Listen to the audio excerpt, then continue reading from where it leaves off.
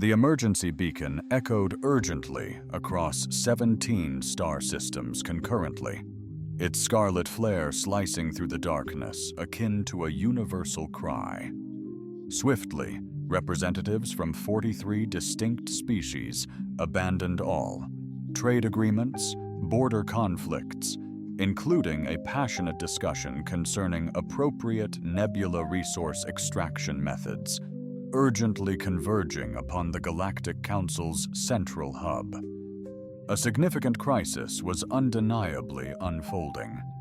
Admiral Vostak, commander of the Hegemony Armada, was the initial arrival, his colossal battleship overshadowing the station. Comment, "I'm ready," if you believe humanity deserves a seat at the table. Behind him, docking bays pulsed with life as the ethereal collective's crystalline vessels vibrated with immense power. Following close were the reptilian Sauran Empire's warships, their hulls bearing the marks of countless conflicts. Even the notoriously isolated Void Watchers had dispatched a delegate, signaling the gravity of the situation that compelled these hermits to emerge from seclusion.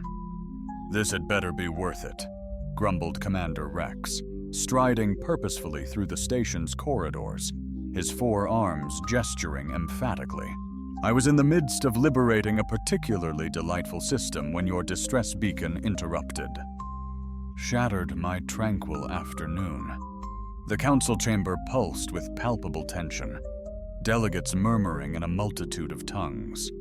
Their voices wove a complex tapestry of apprehension that resonated within the crystalline walls. The customary light-hearted banter, grievances concerning the refreshments, disputes over allocated seats, and veiled menaces of obliteration were conspicuously absent. Esteemed Councillor Zarathul initiated the assembly with 3 decisive strikes of her hallowed staff. The chamber hushed, save for the sporadic, anxious clicks of mandibles or the delicate rustle of wings. "Esteemed colleagues, beings," she intoned, her voice echoing with the gravity of eons. "We are confronted with a pivotal juncture. A nascent species has formally requested galactic integration." A collective murmur swept the assembly. Such petitions were commonplace. The vast majority were dismissed due to insufficient advancement, belligerent tendencies, or an unhealthy obsession with terrestrial entertainment. However, Zarathul amplified, a lone word that plunged the room into icy apprehension. "This applicant exhibits deeply unsettling attributes." She indicated the colossal holographic projection dominating the chamber. "I unveil Earth's humanity from a small, sun-orbiting sphere nicknamed Sol." The screen ignited, revealing a tranquil blue-green planet veiled in swirling clouds. It appeared remarkably serene, almost charmingly primitive. A wave of relief washed over the delegates. "Seem benign," Ambassador Gray remarked with a smirk, his scales glistening. "What's the issue? Nuclear arms? Germ warfare? Certainly nothing topping our past encounters." Dr. Nilst, the Hegemony's head xenobiologist, rose and initiated his presentation. Neural interface data cascaded across the display in frigid streams of numbers. "The true horror," he stated, his synthetic voice utterly devoid of emotion, "isn't their possession, but their actions." The initial statistic materialized. Species extinction rate over the last 5 centuries, Dr. Neil Seth elaborated. Humans have annihilated roughly 1,000 species on their planet, not through cataclysmic events or natural selection, but via habitat decimation, excessive hunting, and a practice they term industrial advancement. A palpable unease rippled through the delegates. Number peaked, but wasn't unheard of, the doctor elaborated. They've eradicated over 90% of the planet's megafauna, creatures that endured ice ages, asteroid strikes, and volcanic winters, couldn't withstand humanity. Discomfort intensified, yet Ambassador Gree remained dubious. Many species undergo ecological adaptation phases during their evolution. Surely they've learned caution. Dr. Nilsith's gaze, almost pitying, locked on to Gree. In the last century alone, their extinction rate has soared 100-fold. They term it the sixth. Mass annihilation, relishing it. The term relishing struck the chamber like a supernova. Delegates erupted in fervent whispers, their voices escalating with alarm. But that's merely ecological negligence, Council Member Vex of the Crystalline Collective exclaimed. Surely they wouldn't jeopardize their own kind. The screen shifted, revealing escalating atrocities. Humanity has engaged in warfare for 92% of its documented existence, Dr. Nilsith declared. Not minor conflicts, but full-scale orchestrated wars. Warfare. Silence descended. A complete hush fell over the chamber. They've pioneered over 14,000 unique methods of annihilation. They wage wars devoted to singular instruments of destruction, arrow conflicts, sword battles, gunpowder campaigns. They even engaged in something dubbed the 100 Years' War, which astonishingly stretched to 116 years. Seemingly, they were enjoying the carnage far too much to cease hostilities as scheduled. A ripple of uneasy laughter arose from some delegates, the nervous mirth erupting when comprehension falters at the sheer absurdity. Humanity has truly mastered the craft of obliteration, so the doctor elaborated intently, stating they'd exhausted avenues for efficient methods, shifting towards inventive solutions. They host military innovation contests, awarding the most imaginative strategies. Commander Rex, silent, arms crossed, recognized expertise, having dedicated his life to warfare. Admiral Vostok, in a hushed tone, questioned the number of participants involved. Current global population, roughly 8 billion, hovered ominously, a potential doomsday prophecy. 8 billion souls crammed onto a single sphere, seemingly alive despite their remarkable knack for self-annihilation. Unfathomable, Council of X gasped. No species this aggressive could sustain such a population density. They should have eradicated themselves eons ago, Doctor. Nilth's optical sensors flickered, mirroring a somber expression. That was our initial assessment as well, so we delved into their past. A wave of fresh information surged across the screen. The grim toll, weapon schematics, and chilling battle accounts paint a horrifying picture of just one conflict: World War II. A staggering 70 million lives were lost in just 6 years. The weapons deployed were so destructive that their environmental impact lingers to this day. And what followed? They escalated the arms race, engineering extinction-level weapons capable of annihilating our entire species, not just once, but thousands of times over. For absolute certainty, the delegates weren't merely uneasy, they were petrified. Some were inching toward the doors, but Ambassador Tail, her voice trembling, queried, "Surely they haven't truly deployed these cataclysmic weapons?" Dr. Nilsith, his senses sharp, replied with detached empathy. "They've unleashed them twice upon their own people, on civilian hubs. The sole reason they halted wasn't ethical awakening, but the depletion of targets justifying the exorbitant cost." Chamber exploded. Delegates roared, demanding instant quarantine of the solar system, others proposing blissful ignorance of the application. Ambassador Grex feverishly revised evacuation protocols on his communicator amidst pandemonium. A lone figure unnoticed in the chamber's rear remained silent, never speaking throughout the presentation, not even glancing up from her tablet. Since the session began, her appearance was unassuming. Of middling stature, with her chestnut hair secured in a modest ponytail, she was clad in an uninspired gray suit, projecting more mid-tier administration than interstellar envoy. Indeed, she mirrored precisely the individual one might anticipate compiling quarterly earnings for industrial Greece, not embodying a race that had seemingly transformed annihilation into an exquisite talent. Yet amidst the Galactic Council's mounting hysteria and Dr. Niels's relentless enumeration of humanity's transgressions, she persevered with her tablet, pausing intermittently to beam at something on screen. It wasn't an affable smile. It was the subtle grin accountants wear discovering captivating anomalies in others' ledgers intensified as the uproar peaked, delegates urgently clamoring for swift military action.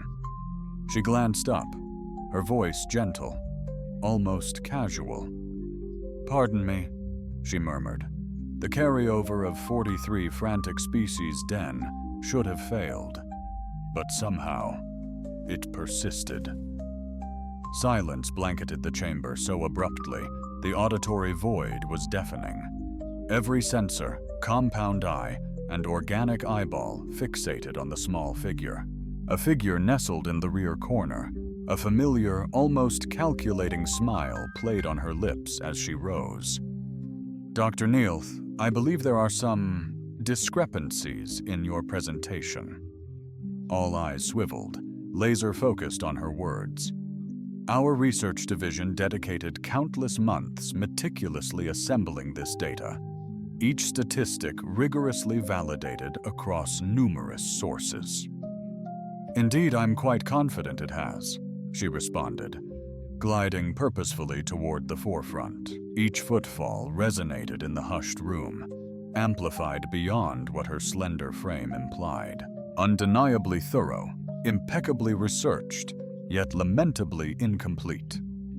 Reaching, the console sprang to life as she deftly synced her tablet. "I'm Dr. Rachel Kim, Earth's envoy to this esteemed council." She paused, a subtle challenge in her voice. "I must admit, your intelligence network is remarkably adept. You've unearthed some genuinely compelling insights into humanity." The display morphed, mirroring her tablet's contents, cascading lines of data, far exceeding the detail Dr. Niels had offered. However, a playful glint sparked in her eyes. "Your analysis overlooked key nuances. Quite a few, in fact." She let the silence hang, then added, "Those gentle, persistent pulsations resonating within this chamber. They aren't emanating from your security protocols, I assure you." Originating from an unexpected source, Dr. Rachel Kim examined her tablet, a smug grin spreading across her face like someone receiving confirmation for a coveted dinner reservation. "Excellent," she remarked, eyes fixed on the screen. "Precisely as planned." High Counselor Zarathul's voice cleaved through the disarray. "Dr. Kim, illuminate the anomalies plaguing our monitoring systems." "Anomalies? There are none," Rachel retorted, rising and adjusting her subtly elegant gray suit. "The systems are functioning flawlessly. They're merely unveiling what has always lurked beneath the surface." She strode back to the display console, her demeanor transformed. No longer a hesitant official, but a predator toying with its prey. "The flaw in your intel," she began, reconnecting her tablet, "is the naive belief we desired obscurity on our charming little world, tending gardens and building quaint walls for your observation." The display ignited, revealing not Earth, but a vision so unsettling it compelled every delegate to recoil in shock. It was an uncharted celestial map, alien to all. Star systems lacked familiar human markers. Trade routes flowed in precise azure lines. Resource nodes glowed with optimized efficiency in verdant hues. The reality: our expansion has been underway for approximately 6 decades. We chose to remain veiled until strategically prepared. Ambassador Gree's scales now reflected a jaundiced pallor.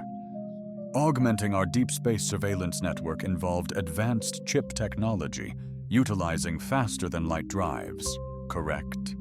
Rachel interjected. Why forgo our own innovations? She inquired, tapping her tablet.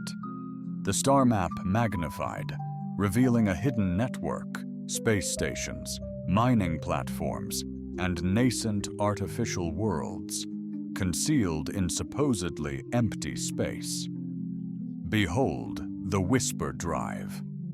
Instead of brute force, it subtly persuades space-time, rendering our ships virtually undetectable. A profound philosophy and undeniably advantageous. In absolute silence, Commander Rex feverishly worked his console, meticulously cross-referencing positions from Rachel's map with fleet sensor logs. His expression darkened with each comparison. These exact coordinates, he murmured. Our surveys indicate these systems are utterly barren. Really? Rachel inquired with feigned innocence. Or did you merely perceive what you wanted to perceive?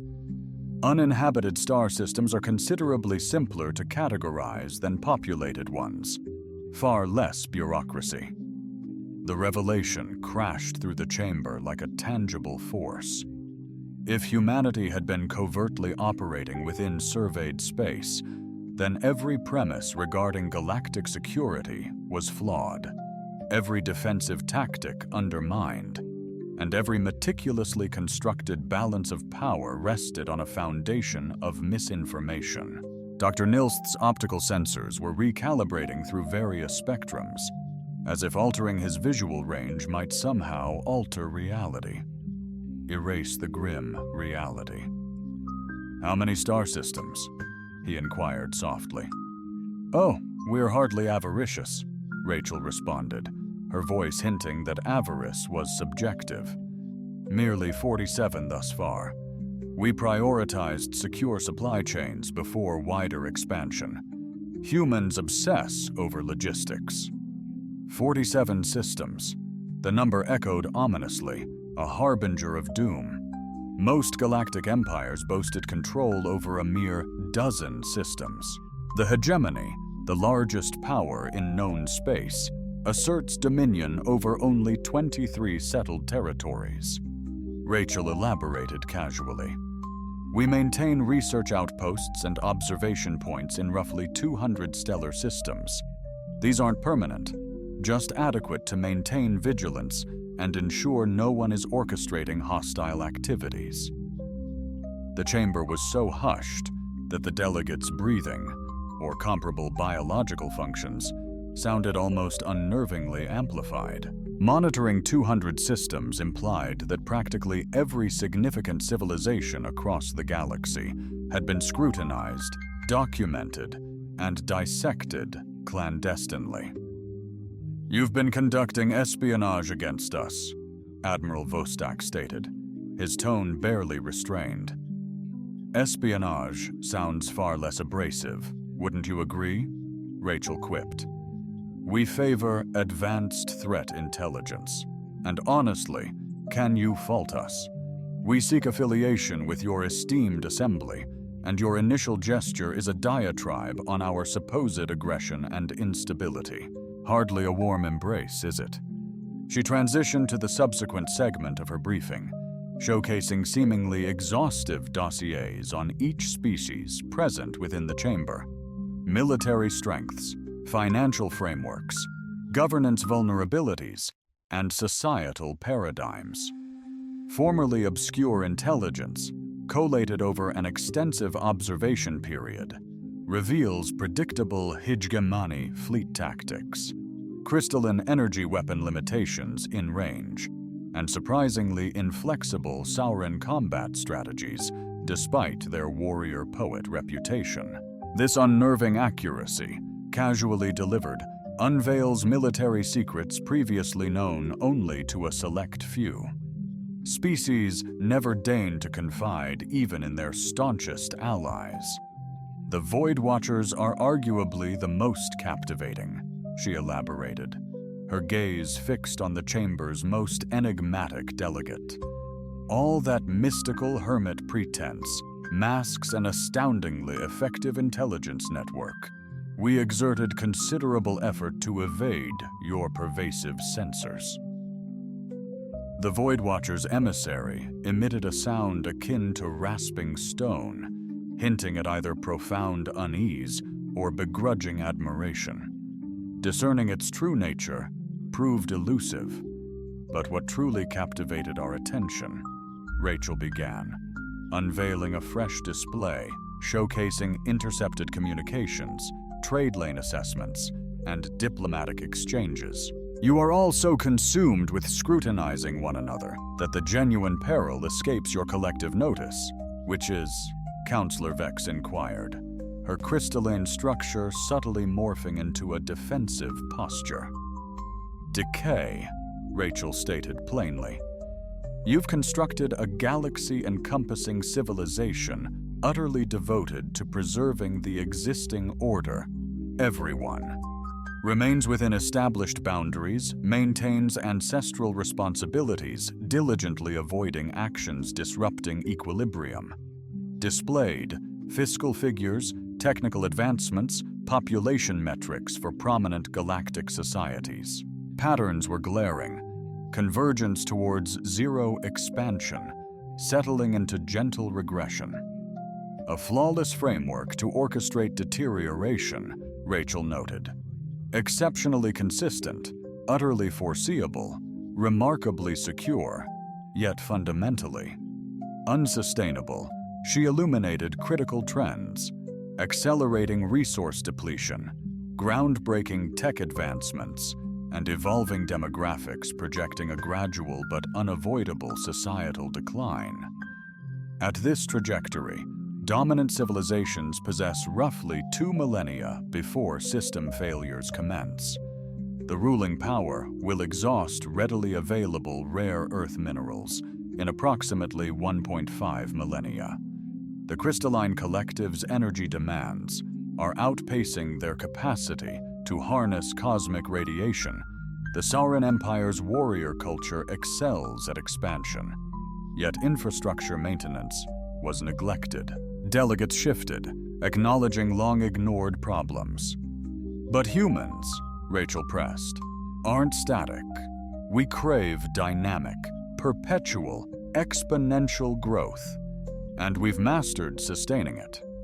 The display changed, showcasing Earth's resource use over time. Unlike typical civilization curves, rapid growth, plateau, then decline, the humanity's trajectory persistently ascends. We excavate asteroids rather than exhaust our native Earth, construct extraterrestrial habitats instead of saturating our surface, and terraform desolate worlds rather than contest for prime real estate. Confronted with limitations, we pioneer novel technologies to surmount ever greater challenges. She paused, allowing the profound implications to resonate. Most species proliferate until they hit their environmental limit, then plateau or perish. Humans, however, transcend boundaries by augmenting our capacity, and then we surge onward. It defies your notion of sustainability, but it's us. Because your benchmarks presuppose sustainability entails embracing limitations, the Council grasped the gravity of the situation.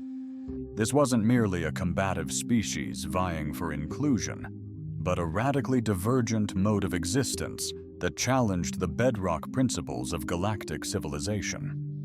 Okay, listen up, Rachel announced, detaching her tablet and heading back to her chair.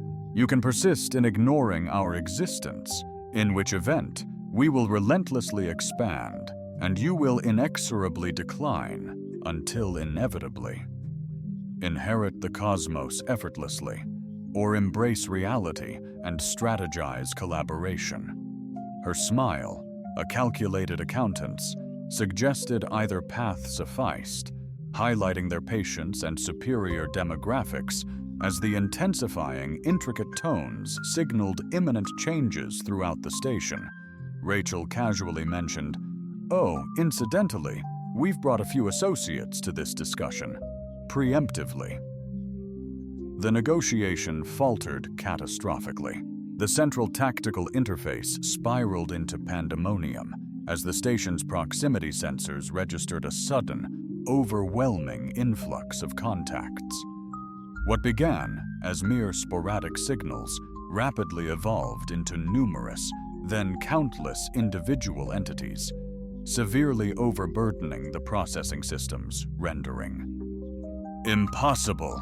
Admiral Vistak exclaimed, his substantial hands dancing across his command console. "Nothing of that magnitude could circumvent our extensive 12-light-year perimeter defense network undetected." "Directions." "Yes, Doctor," Rachel Kim stated, engrossed in her tablet. "Remarkable coverage. We were especially captivated by the intersecting sensor grids around the fourth moon. A truly exceptional engineer." She looked up, a flicker of curiosity in her eyes. "Did you perhaps presume we journeyed here unaccompanied?" The tactical display expanded, revealing the escalating crisis engulfing the Council station. The sheer number of emerging vessels was a chilling premonition for any guardian of galactic stability. The ships weren't just arriving, they were materializing. Decloaking, they materialized seamlessly, as if reality were merely acknowledging their perpetual presence. "Sensor ghost," Dr. Neil Seth murmured, his optical array relentlessly cycling. "Has to be electronic warfare." Rachel chirped, "Oh, they're definitely real. We persuaded your sensors they saw only emptiness. Turns out, fine-tuning your hull's quantum resonance to mirror local background radiation throws off most detection. Systems will categorize you as ambient cosmic particles and automatically purge you."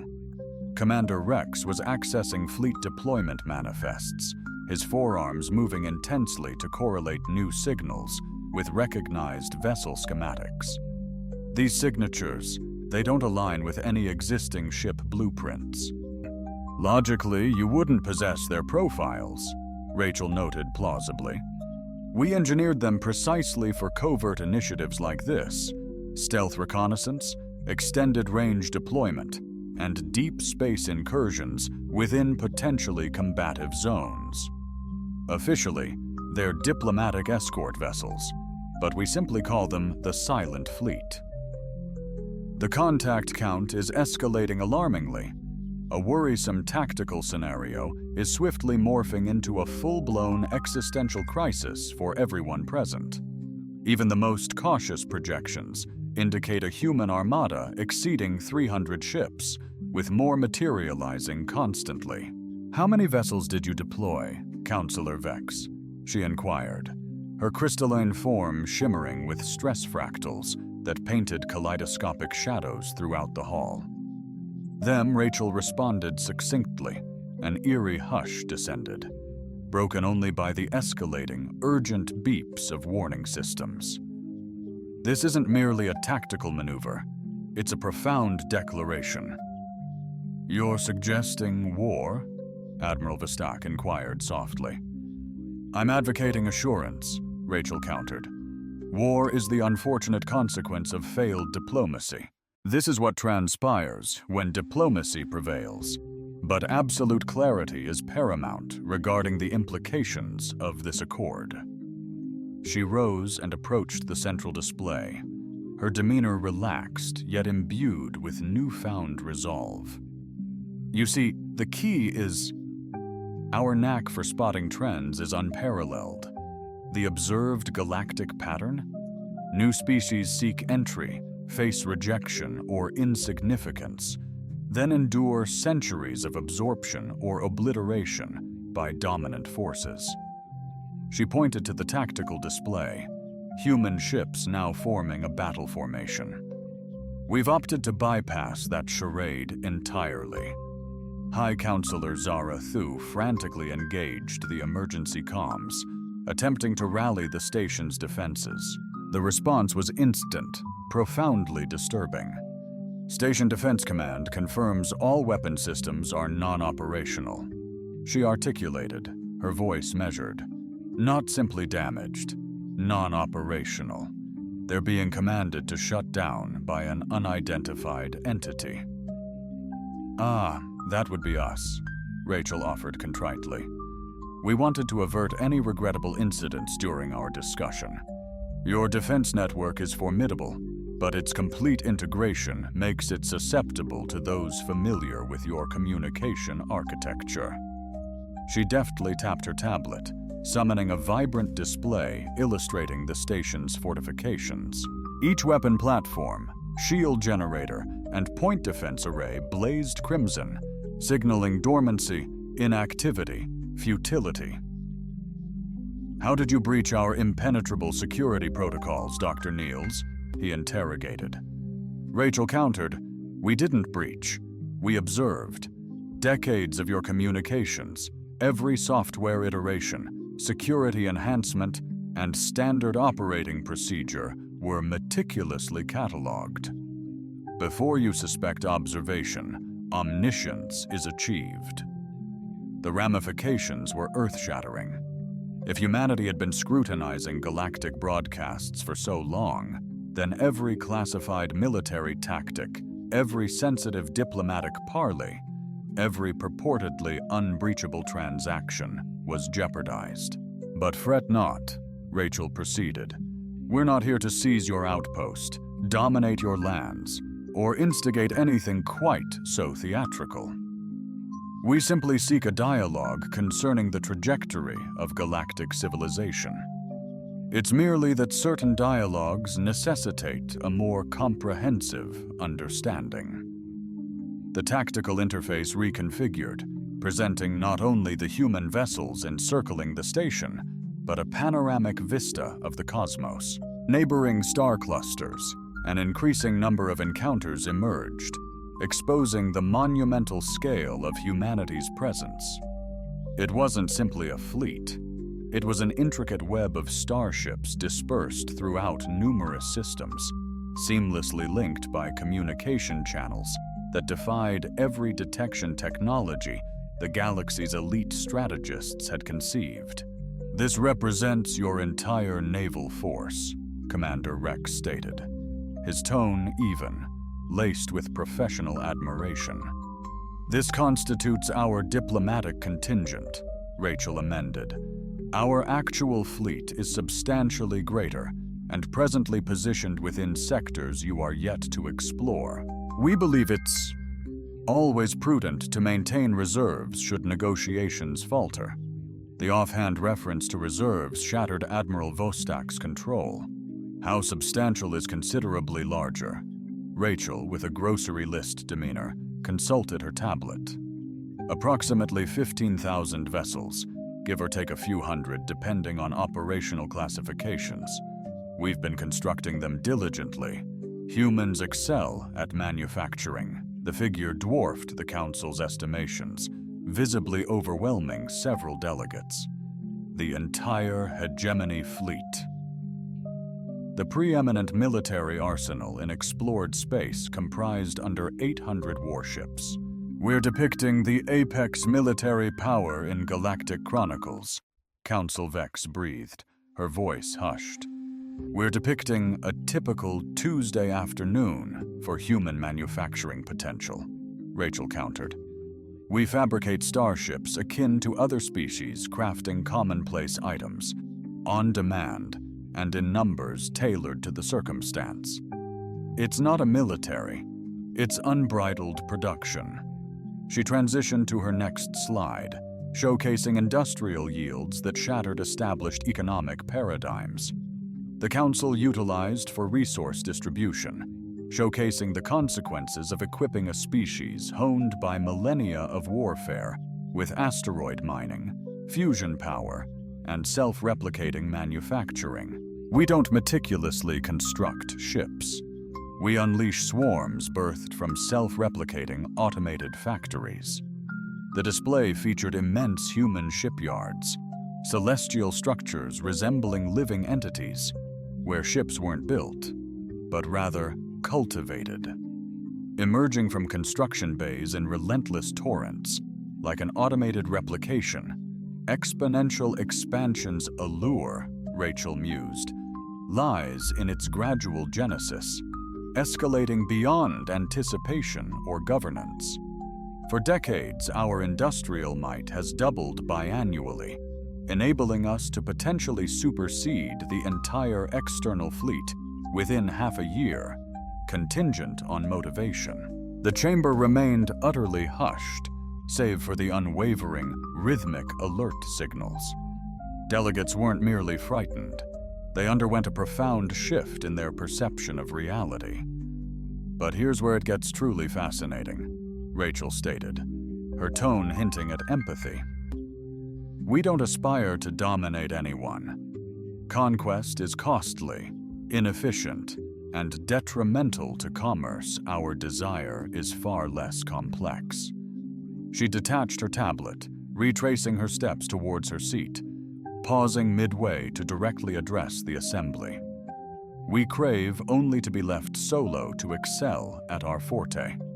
Cultivate, construct, discover, and engage in minor sparring matches to refine our expertise, welcoming trade with any interested party, learning from willing mentors, and focusing on our endeavors while enriching the galaxy. She paused, allowing the weight of that statement to resonate. But it's crucial to understand that solitude isn't synonymous with disregard. We won't tolerate being overlooked, erased, or having our futures dictated in our absence. The tactical display throbbed, showcasing the human vessel's meticulously calculated repositioning. It wasn't overtly hostile, but it unmistakably underscored their seamless coordination and formidable capabilities. Therefore, Rachel stated, her voice now adopting the measured cadence of a business negotiation, we shall commence discussions regarding the terms of human engagement. We are not begging for entry into the Galactic Council. We're partners, shaping our future participation, she said, her smile finally warm. If anyone dissents, she gestured to the human fleet on display, I'm confident we can reach a mutually agreeable resolution. The chamber fell silent for a full 17 seconds. Enough time for each delegate to truly grasp their predicament, yet too brief for crafting a response devoid of utter panic or complete capitulation. Ambassador Grex shattered the silence first. What are your precise demands? He inquired, his scales flashing through a spectrum of hues before landing on a defeated gray. Doctor. Rachel Kim cocked her head, feigning surprise at the question. Our terms? Well, that's delightfully straightforward. I appreciate that in a parley. She displayed a fresh document on her tablet, suspiciously resembling, meticulously planned before this gathering, Earth's inclusion in the esteemed Galactic Council, endowed with complete voting powers and representation mirroring our dominion, she started, reciting from a meticulously drafted script. Acknowledgement of our present sphere of control, the aforementioned 47 stellar systems, coupled with ironclad assurances of autonomy in our domestic matters. Admiral Vostok urgently processed the consequences. Proportional representation would grant humanity approximately 20% of council mandates, surpassing the sway of any individual civilization. Has consistently proven that math is, unequivocally, math. Rachel, with a nonchalant shrug, retorted, We dominate the landscape. We secure the votes. Isn't that the very essence of representative democracy? She briskly resumed her agenda, displaying the practiced ease of a seasoned negotiator. frictionless commerce pacts encompassing all council members, bestowing upon humanity premier nation status for resource swaps and tech advancement, collaborative research ventures on ventures of mutual benefit, and crucially, the autonomous launch of human settlements and research outposts within uncharted sectors, dispensing with the cumbersome need for pre-existing clearances. Governments, the implications of that final point resonated through the chamber with palpable force. Previously unoccupied had been a convenient fiction, universally understood. "You're essentially demanding carte blanche to expand without limits," Councillor V exclaimed, her crystalline form flickering with palpable agitation. "We're merely seeking acknowledgement of our ongoing actions," Rachel countered. "The sole distinction lies in whether this progresses with your collaboration or against your resistance." Commander Rex leaned in, his professional curiosity eclipsing his apprehension. "And should we decline, Rachel?" Her expression remained unchanged, yet a subtle shift in posture hinted at her amusement. "That's certainly your prerogative," she remarked.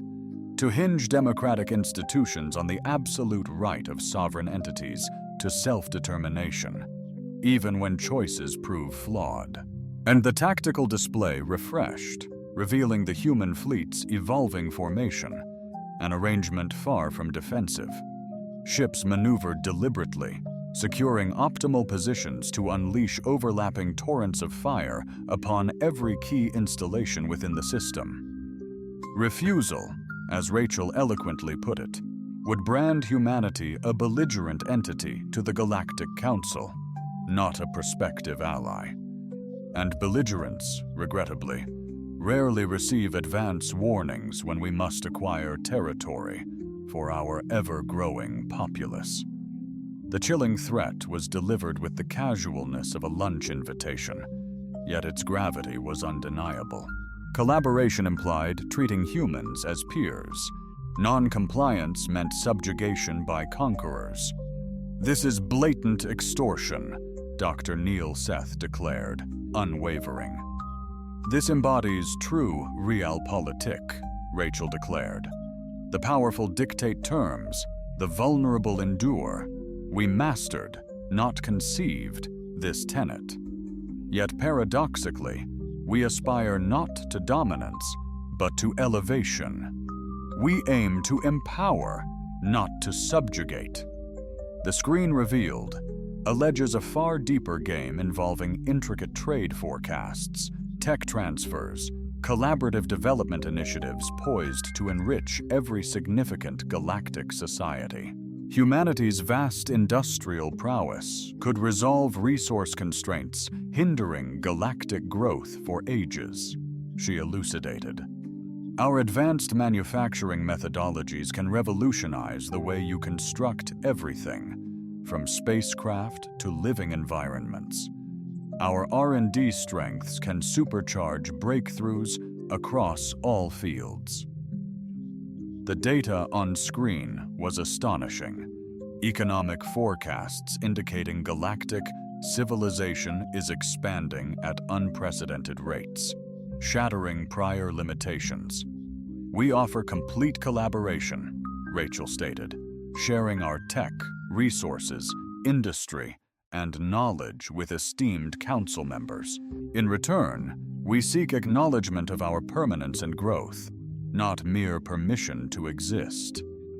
Councillor Zarathul questioned, "If we concede, what assurances prevent future threats to our core territories?"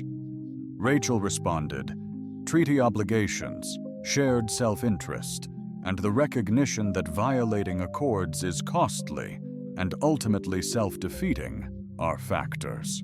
However," she thoughtfully added, "to further reassure you, humans are inherently architects, not ravagers. We possess the capability to obliterate this entire station and its occupants before revealing ourselves. We could have dominated a significant portion of the galaxy before your awareness." The reality that we are engaged in discourse instead of conflict speaks volumes. Should illuminate our true intentions. The veracity of that assertion was irrefutable. A species boasting humanity's proven potential could have prioritized hostility over negotiation. Their restraint suggests either benevolent intent or the calculated manipulation of apex predators toying with inferior beings.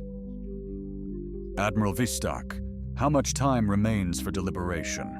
Rachel inquired, glancing at her tablet with the casual indifference of scheduling a commonplace appointment. That hinges upon the swiftness of your database upgrade, specifically the integration of precise data regarding prevailing galactic demographics and sovereign territories. I'd argue for swift action, preempting any ill-conceived probe of our defenses. The chamber exploded with urgent activity as delegates huddled with their governments, frantically calculating and seeking non-existent alternatives. The stark truth was undeniable. Humanity possessed the power to seize anything, yet extended an olive branch of negotiation. Rejection meant embracing a grim certainty. Gradually, the leading nations signaled their assent. The hegemony, initially skeptical, mirrored Admiral Vistak's military insight, acutely aware of dire tactical odds. The crystalline collective, true to their analytical essence, independently corroborated this assessment. Even the Void Watchers, ultimately, signaled their assent, their representative Grally proclaiming across the chamber, "The winds shift, adapt, or perish." Within a mere 47 minutes following Rachel's compelling presentation, the Galactic Council had overwhelmingly endorsed humanity's inclusion. While not the swiftest council verdict ever rendered, its decisiveness is unparalleled. "Outstanding," Rachel remarked, scribbling notes on her tablet with evident delight. "Our diplomatic corps will transmit the official documents promptly within days. Concurrently, our vessels will gracefully retreat to standard diplomatic perimeters, preempting any potential misinterpretations." The tactical display illustrated the human armada commencing its dispersion, ships vanishing from sensors as enigmatically as they manifested, materialized swiftly. The sole vestige of their visitation resided in anomalous instrument readings, confirming the seemingly impossible occurrence. "Dr. Kim," High Counselor Zara Thu inquired as Rachel readied her departure. "A query, if permissible. What spurred your arrival? Decades could have passed with clandestine expansion, unnoticed. Why this unveiling?" Rachel momentarily halted at the chamber's threshold, contemplating the inquiry. Upon turning, her countenance reflected unparalleled gravity. "Our research yielded a profound revelation from your studies. Seclusion breeds decay, and decay, oblivion," she murmured. "We aspire to inherit a vibrant galaxy, not a desolate wasteland." A genuine smile replaced her negotiation's predatory grin. "Humans thrive with competition. A galaxy brimming with allies, potential rivals. That sounds exhilarating." As the doors sealed shut, the delegates pondered their transformed reality. Humanity had emerged, not as petitioners or victors, but as an inexorable force of nature, declaring their intent to remold the galaxy to their own design. Ultimately, they offered a choice: adapt or be eclipsed. Savvy minds favored evolution. Beyond the station, cloaked vessels spread the word to every human enclave. Negotiations concluded, the galaxy had new custodians, knowingly or otherwise. In the cosmic abyss, automated foundries commenced crafting the next-gen fleet for a species just awakening. The epoch of human ascendancy had irrevocably dawned.